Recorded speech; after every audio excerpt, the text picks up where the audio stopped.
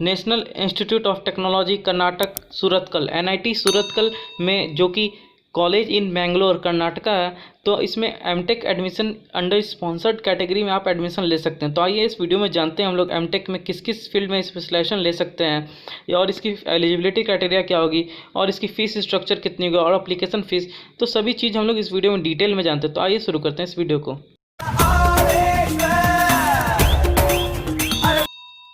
तो हम लोग बात करते हैं हम लोग एमटेक इन एनआईटी कर्नाटका हम लोग किस किस स्पेशलाइजेशन में कर सकते हैं। तो यहाँ बात करते हैं पहले सिविल इंजीनियरिंग की। तो हम लोग MTech in structural engineering, geotechnical engineering, environmental engineering, transportational engineering, construction and technology and management में हम लोग कर सकते हैं। फिर सेकंड नंबर की बात करें तो water resources and ocean engineering में हम लोग कर सकते हैं, जिसमें कि marine structure, water resources engineering and management, remote sensing and GIS में हम लोग स्पेशलाइजेशन कर सकते हैं। तीसरी बात करें हम लोग मैकेनिकल इंजीनियरिंग की, तो हम लोग इसमें thermal engineering, manufacture engineering, mechatronics engineering, mechanical design में हम लोग स्पेशलाइजेशन ले सकते हैं। फिर हम लोग चौथी बात करें D number electronics and communication engineering में हम लोग VLSI design, communication engineering and network, signal processing and machine learning में स्पेशलाइजेशन कर सकते हैं। तो चलिए और आगे भी स्पेशलाइजेशन चेक करते हैं। अब हम लोग देखते हैं केमिकल इंजीनियरिंग में हम लोग MTech in chemical engineering, MTech in environmental science and technology, MTech in industrial biotechnology में स्पेशलाइजेशन ले सकते हैं। अब बात करते हैं हम लोग मेटलर्जिकल एंड मटेरियल इंजीनियरिंग में हम लोग MTech in process metallurgy, MTech in material engineering, MTech in nano technology भी हम लोग स्पेशलाइजेशन कर सकते हैं। अब बात करते हैं ट्रिपल ई ब्रांच की इलेक्ट्रिकल एंड इलेक्ट्रॉनिक्स इंजीनियरिंग की, तो हम लोग MTech in power and energy system में हम लोग एमटेक कर सकते हैं। अब बात करते हैं हम लोग एमटेक इन आईटी की, तो हम लोग स्पेशलाइजेशन इंफॉर्मेशन टेक्नोलॉजी में भी ले सकते हैं। अब बात करते हैं हम लोग CSE computer science and engineering की, तो हम लोग MTech in computer science and engineering, MTech in computer science and engineering information security में हम लोग एमटेक कर सकते हैं। अब बात करते हैं हम लोग माइनिंग इंजीनियरिंग की, तो हम लोग MTech in rock evacuation technology and management हम लोग ले सकते हैं एमटेक। फिर बात करते हैं हम लोग मैथमेटिकल एंड कंप्यूटेशनल साइंस की, तो हम लोग MTech in computational and data science में हम लोग मास्टर्स की स्पेशलाइजेशन के लिए एनआईटी कर्नाटका में अप्लाई कर सकते हैं। तो हम बात करते हैं हम लोग इस ब्रांच की एलिजिबिलिटी क्राइटेरिया की। तो बात करते हैं पहले सिविल इंजीनियरिंग की, तो यहाँ पे आप structural engineering, geotechnical engineering, environmental engineering, transportational engineering और कंस्ट्रक्शन टेक्नोलॉजी एंड मैनेजमेंट में कर सकते हैं स्पेशलाइजेशन। और साथ ही साथ आप राइट हैंड साइड में इसकी एलिजिबिलिटी क्राइटेरिया भी चेक कर सकते हैं। तो आप वीडियो पॉज करके चेक कर लें या फिर आप एनआईटी कर्नाटक के साइट पर आप जाके ऑफिशियल वेबसाइट पर आप जाके विजिट करें, वहाँ पर आपको मिल जाएगा। बात करते हैं हम लोग water resource and ocean engineering में, आप marine structure and water resource engineering and management में आप कर सकते हैं, जिसमें आप BTech B in civil engineering या बीएससी इन सिविल इंजीनियरिंग में आपको डिग्री होनी चाहिए। तो आप यहाँ पे एलिजिबिलिटी क्राइटेरिया वीडियो पॉज करके चेक कर सकते हैं। फिर बात करते हैं मैकेनिकल में थर्मल इंजीनियरिंग और मैन्युफैक्चरिंग इंजीनियरिंग की, तो आपको BTech B mechanical engineering, automobile और एरोनॉटिक्स, एरोस्पेस, एनर्जी सिस्टम या मैरीन टेक्नोलॉजी या पावर प्लांट इंजीनियरिंग या रिन्यूएबल इंजीनियरिंग में होनी चाहिए। तो इसमें आप अप्लाई कर सकते हैं। फिर मैन्युफैक्चर इंजीनियरिंग में आप बीटेक भी इन मैकेनिकल इंडस्ट्रियल प्रोडक्शन में होनी चाहिए आपकी बीटेक डिग्री। अब बात करते हैं मैकेनिकल इंजीनियरिंग में मेगाट्रॉनिक्स ब्रांच में आपको एडमिशन लेने के लिए आपके पास बीटेक या be in mechatronics, mechanical engineering, industrial production engineering, manufacturing engineering, industrial engineering, aeronautical engineering, automobile engineering में आपके पास बीटेक होनी चाहिए। या फिर आपके पास बीटेक भी in electronics and communication engineering या electronics and electrical and electronics engineering या फिर इंस्ट्रूमेंटेशन इंजीनियरिंग में आपके पास बीटेक की डिग्री होनी चाहिए। फिर बात करते हैं हम लोग मैकेनिकल इंजीनियरिंग की, मैकेनिकल डिज़ाइन ब्रांच की, तो आपके पास BTech B in mechanical engineering, automobile, manufacture, aeronautical, aerospace engineering में आपके पास बीटेक होनी चाहिए।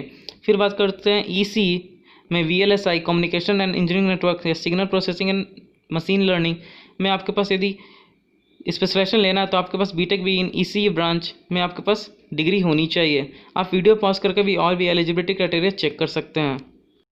देखते हैं हम लोग केमिकल इंजीनियरिंग में, आप chemical engineering, environmental science and technology या फिर बायोटेक्नोलॉजी में आप ले सकते हैं एडमिशन। उसमें आपको बीटेक भी इन केमिकल इंजीनियरिंग या फिर बायोकेमिकल इंजीनियरिंग या फिर बायोटेक्नोलॉजी में आपके पास बीटेक की डिग्री होनी चाहिए। या फिर आपके पास मैकेनिकल, माइनिंग इंजीनियरिंग या पॉलीमर टेक्नोलॉजी में भी आप बीटेक होने चाहिए। आप वीडियो पॉज करके भी और अच्छे तरीके से देख सकते हैं या फिर एनआईटी कर्नाटक के साइट पर जाएँ, आपको वहाँ पर प्रोस्पेक्टस में आपको मिल जाएगा ऑफिशियल वेबसाइट पर। फिर बात करते हैं हम लोग मेटालर्जिकल एंड मटेरियल इंजीनियरिंग में भी आपको बीटेक बी या मैकेनिकल में होनी चाहिए, प्रोडक्शन इंजीनियरिंग, एरोनॉटिकल्स या फिर आपके पास सेरामिक इंजीनियरिंग में आपके पास बीटेक की डिग्री होनी चाहिए। और आप अच्छे से वीडियो पॉज करके आप चेक कर सकते हैं। तो अब बात करते हैं हम लोग आईटी ब्रांच के लिए। आपको स्पेशलाइजेशन लेने के लिए आपको BTech B in CSE branch, triple E branch, double E branch में होनी चाहिए, या फिर आपको पास इंफॉर्मेशन टेक्नोलॉजी की भी डिग्री होनी चाहिए। तो आप वीडियो पॉज करके भी और भी क्राइटेरिया चेक कर सकते हैं। सीएसई ब्रांच में कंप्यूटर साइंस इंजीनियरिंग में आपको लेने के लिए BTech B in computer science engineering technology, information IT branch information and engineering and information and technology में आपके पास बीटेक होनी चाहिए। फिर बात करते हैं हम लोग कंप्यूटेशनल एंड डाटा साइंस में होने के लिए आपके पास BTech B in any branch, किसी भी ब्रांच के हैं आप, तो इसमें MTech in computational and data science में आप अप्लाई कर सकते हैं। फिर बात करते हैं हम लोग माइनिंग इंजीनियरिंग की, तो आप BTech B in mining engineering होनी चाहिए, तो आप इसमें माइनिंग इंजीनियरिंग स्पेशलाइजेशन में आप अप्लाई कर सकते हैं। बात करते हैं हम लोग हाउ टू अप्लाई और इसकी एप्लीकेशन फ़ीस और इसकी लास्ट डेट जानते हैं यहाँ पे हम लोग। तो इसकी एप्लीकेशन फॉर्म फीस है ₹500 फॉर जनरल ओबीसी कैटेगरी के लिए और ₹150 SC ST और PWD कैटेगरी के लिए। ये प्योरली ऑनलाइन एप्लीकेशन फॉर्म है, तो इसको आप ऑनलाइन रजिस्टर करेंगे आप NIT कर्नाटका के ऑफिशियल वेबसाइट पे साइट पे जाके। तो फिर हम लोग बात करते हैं इसमें एक और नोटिस की, तो आप इसमें एक से अधिक स्पेशलाइजेशन में आप अप्लाई कर सकते हैं। जैसे कि यदि मैं मैकेनिकल की एग्जांपल लूँ तो आप थर्मल में अप्लाई कर सकते हो, प्रोडक्शन इंजीनियरिंग में अप्लाई कर सकते हैं और मेगाट्रॉनिक्स में भी आप हर एक डिपार्टमेंट में अलग अलग अप्लाई कर सकते हैं। तो आपको अलग अलग एप्लीकेशन फॉर्म आपको फिलअप करना पड़ेगा। लास्ट डेट की बात करें तो आपको 17 अगस्त 2020, जी हाँ 17 अगस्त 2020 से पहले आपको एप्लीकेशन फॉर्म को फिलअप करना पड़ेगा। तो यदि आपका इंटरेस्ट है इसमें तो आप इसमें अप्लाई करें जल्द से जल्द। तो बात करते हैं हम लोग इंपॉर्टेंट डेट्स के बारे में। तो पहले बात करते हैं हम लोग last date of online submission application 17 अगस्त 2020 रखी गई, डेट इज़ मंडे। तो आप इस डेट से पहले अप्लाई कर दें। फिर हम लोग शॉर्ट लिस्टेड कैंडिडेट सेलेक्ट की जाएगी NIT कर्नाटका के द्वारा 27 अगस्त 2020 को उसकी लिस्ट निकलेगी। फिर आपका ऑनलाइन इंटरव्यू या फिर रिटन टेस्ट लिया जाएगा, डेट इज़ 7 सितंबर 2020 और 8 सितंबर 2020 को आपका ऑनलाइन टेस्ट और या फिर इंटरव्यू लिया जाएगा। May be it is online और इट इज़ ऑफलाइन, वो आपको लेटर में आपको मिल जाएगा। तो बात करते हैं हम लोग सिलेक्शन प्रोसीजर की। तो यहाँ पे आप स्क्रीन पे देख सकते हैं एमटेक स्पॉन्सर्ड कैटेगरी के लिए तो कैंडिडेट्स का इनका खुद का NIT खुद का एग्ज़ाम कंडक्ट कराएगी, जो कि एक रिटन एप्टीट्यूड टेस्ट होगा और फॉलोड बाय इंटरव्यू भी आपका लिया जा सकता है। तो अब बात करते हैं कि कैंडिडेट्स के पास मस्ट हैव मिनिमम 2 इयर्स का वर्क टाइम एक्सपीरियंस होना चाहिए, फुल टाइम एक्सपीरियंस 2 साल का आपके पास फुल टाइम वर्क एक्सपीरियंस होना चाहिए कि इस कैटेगरी में स्पॉन्सर्ड ऑर्गेनाइजेशन कैटेगरी में आपको एडमिशन लेने के लिए। या फिर आप एमटेक रिसर्च में ले सकते हैं, तो आपके पास गेट क्वालिफाइड होना चाहिए। 70% वेटेज गेट को दिया जाएगा और 30% वेटेज एकेडमिक परफॉर्मेंस को आपको दिया जाएगा। तो हम बात करते हैं हम लोग डॉक्यूमेंट टू बी प्रोड्यूस। आपके पास डॉक्यूमेंट क्या क्या रिक्वायर्ड है at the time of counselling और रिटन टेस्ट और इंटरव्यू के टाइम पे। तो आपके पास बीटेक की ऑल भी सभी डिग्री सेमेस्टर की होनी चाहिए आपके पास। फिर date of birth with 10th के पास आपके पास ओरिजिनल होना चाहिए 10th सर्टिफिकेट। फिर आपके पास डिग्री सर्टिफिकेट या फिर कोर्स कंप्लीशन सर्टिफिकेट आपके पास होनी चाहिए। फिर यदि आप SC ST से बिलोंग करते हैं तो आपके पास कास्ट सर्टिफिकेट होनी चाहिए। यदि आप EWS से हैं तो EWS और भी आपके पास देख सकते हैं, स्क्रीन रोक के आप ब्राउज करके आप बहुत सारे डॉक्यूमेंट होनी चाहिए। मैं आपको इसलिए डॉक्यूमेंट बता रहा हूँ क्योंकि बहुत लोग का एडमिशन डॉक्यूमेंट नहीं होने के चलते भी रुक जाता है। तो आप प्लीज़ ऐसी गलती ना करें, तो आपके पास डॉक्यूमेंट प्लीज़ सब तैयार कर लें एडमिशन लेने के टाइम से पहले। वीडियो बहुत ही लंबा हो जाएगा, तो इसलिए मैं आपसे रिक्वेस्ट करता हूं कि आप वीडियो पॉज करके आप यहाँ पे जो जो डॉक्यूमेंट रिक्वायर्ड है, टोटल 17 डॉक्यूमेंट है, तो आपके पास क्या क्या डॉक्यूमेंट है वो आप एक बार चेक कर लें एडमिशन लेने से पहले, जो कि आपको कोई भी दिक्कत ना हो बाद में जाके। तो प्लीज़ आप एक वीडियो पॉज करके आप चेक कर लेंगे। तो यदि आप फाइनल ईयर स्टूडेंट्स हैं और आपके पास अभी तक डिग्री नहीं आ रखा है किसी भी कारण से, तो आप इसके लिए प्रोविजनल सर्टिफिकेट आप सबमिट कर सकते हैं 30 सितंबर 2020 से पहले। तो आप इसको एक बार चेक कर लें।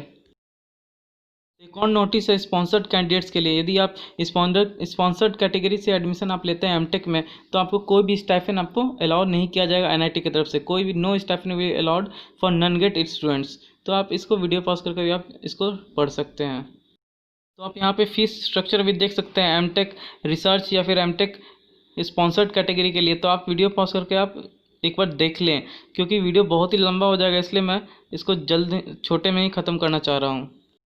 तो यदि आपका इंटरेस्ट है NIT सूरतकल से एमटेक करने का अंडर स्पॉन्सर्ड कैटेगरी में, तो आप इसमें एडमिशन ले सकते हैं।